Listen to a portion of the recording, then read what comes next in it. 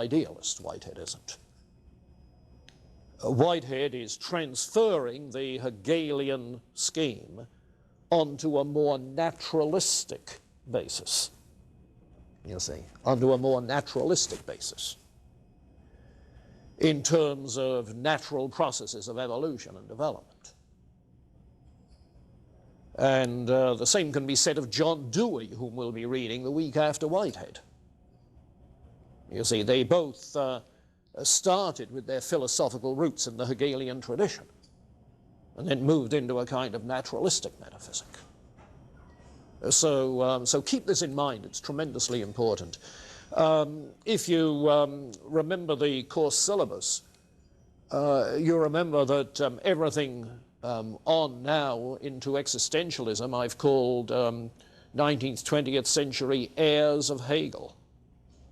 You see, that's true of Whitehead and process theology. It's true of John Dewey and American pragmatism. It's true of European phenomenology and existentialism. It's true of Marxism, you see.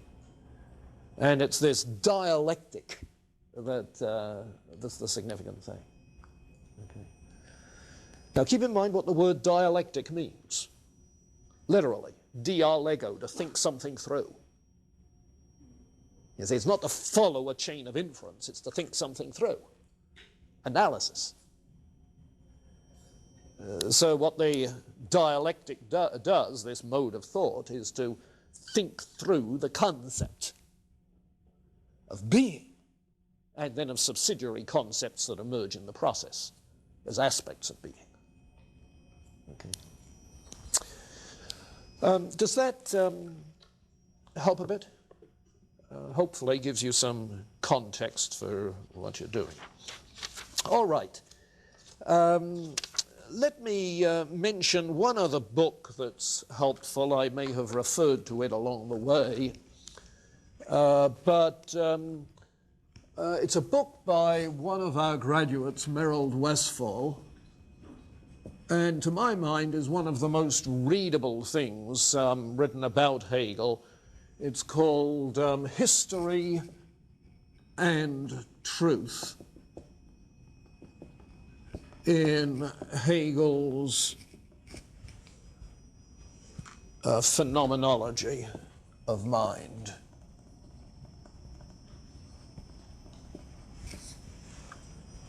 History and Truth in Hegel's Phenomenology of Mind. Westphal has a more recent book on Hegel's philosophy of religion that I haven't read yet, but this one I found particularly helpful. Okay, I want us then, any comments before we move on? Comments, queries? Okay. Did everybody get a copy of the Hegel outline from last time? Anybody not? Everybody has it, okay.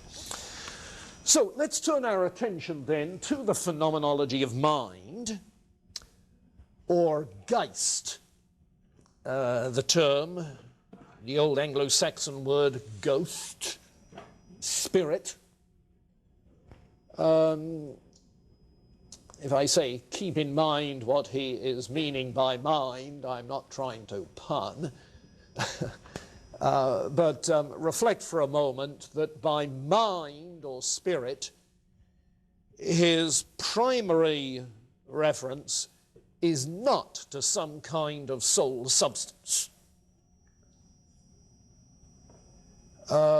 Because Hegel isn't working with a substance metaphysic. His is a process metaphysic. Now, that's an important distinction that goes all the way back to the pre-Socratics, where you remember some of them were looking for the basic stuff, the underlying substance, unchanging. And I suppose substance metaphysics in that sense is epitomized by Parmenides.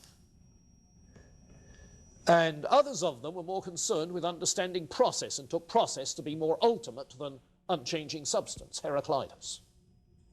You remember Heraclitus, who never stepped into the same river twice? Okay. Well, that alternation, those opposites between process and substance have been with us ever since. But by and large, the philosophical movement that began with Descartes is substance-oriented. Now, that may have been because of the influence of mechanistic science, where matter was often conceived as inert stuff, you see. Permanent, unchanging, indivisible pellets of inert stuff. Well, with that concept of unchanging stuff, it's easily transferred to the concept of mind or soul as an unchanging substratum, you see. Well, I think it's fair to say that Kant put paid to that. One of the things Kant did was, of course, to more than suggest that the concept of substance is our idea. It's a subjective conception we superimpose on things.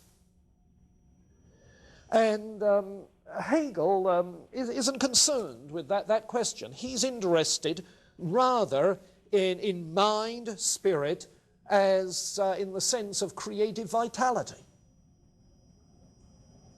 in the sense of emerging consciousness and self-consciousness.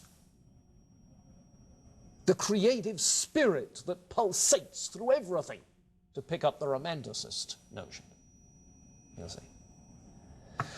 So that if we are trying to characterize Hegel's metaphysic, and I've already characterized it last time several ways, but you could well characterize it as a romanticist idealism. Yes, a conception of everything ultimately of the nature of mind or spirit, but understood in a romanticist sense of creative freedom bursting out all over, you see. Or if you like, it's an evolutionary idealism, where everything which is potentially creative spirit is moving towards a full manifestation of its creativity of spirit, its freedom of spirit.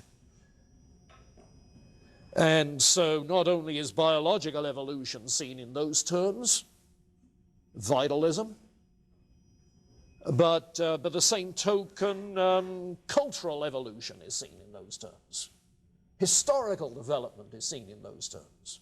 The history of art is seen in those terms. The history of religion is seen in those terms. More and more unfolding of the freedom of spirit reflected in religious belief, imagery, practice, so forth. So it's evolutionary idealism. And dialectic is simply the logic that traces the process. Yes, the logic that traces the process. It's geared to the process. Thesis, antithesis, synthesis is the process of reflection, and it's the process of reality. You see, the rational is the real. So that the reflective process is also the real process. It matches it. Well, it's with that in mind that we've seen that Hegel moves from the original grand thesis of logic, which is the abstract form of thought, to nature, which is the unconscious manifestation of thought, bearing that form, to spirit, which brings the abstract form and the unconscious manifestation together in developing consciousness, you see.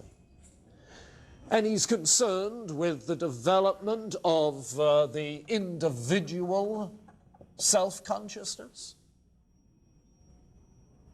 He's concerned with the development of social consciousness, both in the sense of your social consciousness and the developing self-identity of a society, a state, a nation. And he's concerned with the development of the full self-freedom, self-consciousness in history of the absolute, the all-inclusive spirit. All three. So that while the first looks like a piece of introspective psychology, reads like that, and the second reads like a book of ethics, you see, the third sounds like a treatment of cultural history, art, religion, philosophy, and their unfolding. Until you come to the consummation of it all. If philosophy down here, art, religion, philosophy, if philosophy is the synthesis over here, well, what's the culmination, the grand synthesis in philosophy? But Hegel's philosophy, you see, where in the flowering of the German spirit and German nationhood and German culture, you get the concept finally grasped clearly, unpacked fully.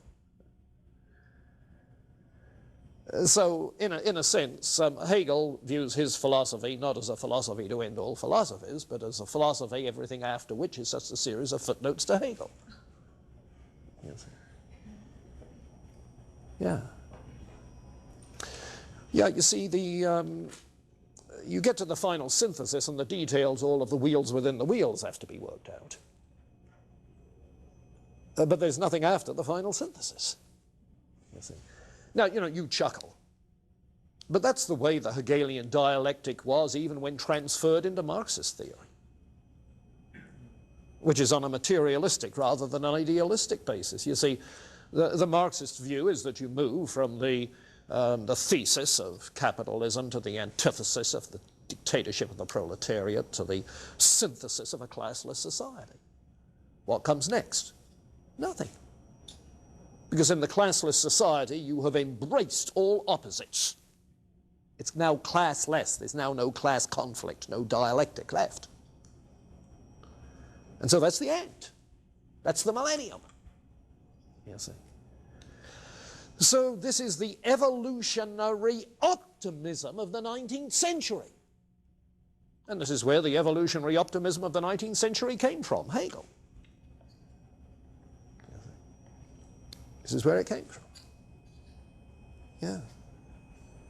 If we can resolve all of the dialectical opposition, then we've achieved.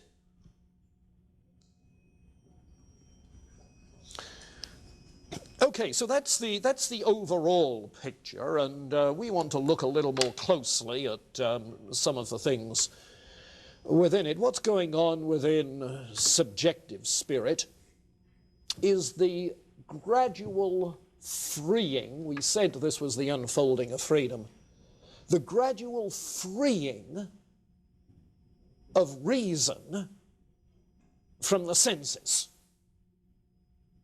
The gradual freeing of reason from the senses. Now that's the kind of idealism he's concerned with. Now, why this freeing of reason from the senses? One, he's obviously not going to be an empiricist.